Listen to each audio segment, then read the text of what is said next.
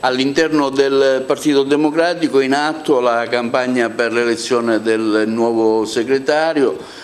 Già sono state fatte le prime selezioni con la Sleen e Bonaccini. Ecco, quale sarà il proseguo? Durante lo scorso fine settimana è stata portata a conclusione la prima fase, che era quella che riguardava gli iscritti tesserati al Partito Democratico, e proseguirà questo congresso costituente, che è per noi un importante momento di democrazia, di partecipazione.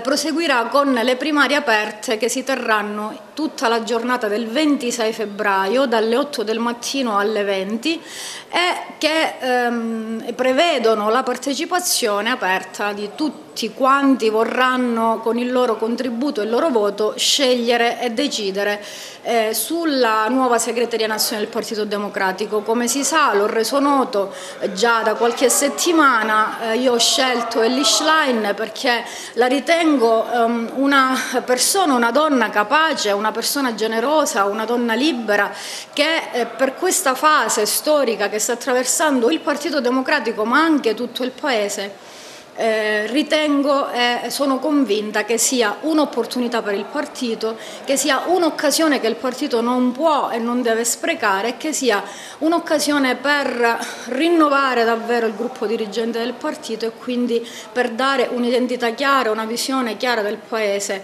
all'Italia, alla Sicilia e soprattutto al territorio della provincia di Agrigento. Il PD che perde la Regione Lazio dopo 10 anni di governo. Sì, perde la Regione Lazio dopo 10 anni, tra l'altro, di buon governo. A mio parere non è solo chiaramente il mio parere, perché ancora, diciamo, paga le conseguenze di questi anni. Noi abbiamo subito anche, è chiaro, ma non solo noi, anche se, diciamo, si parla in genere solo di noi, una dura sconfitta elettorale, quella delle elezioni politiche del 25 settembre scorso, che ci hanno portato al ruolo di opposizione. Ecco, per questo il congresso costituente del nuovo Partito Democratico serve per dare un'identità chiara al Partito Democratico, per rilanciare il Partito Democratico. La nuova segreteria non serve solo come guida per noi iscritti, per noi dirigenti e per tutte le militanti e militanti, compagni e compagne, ma serve anche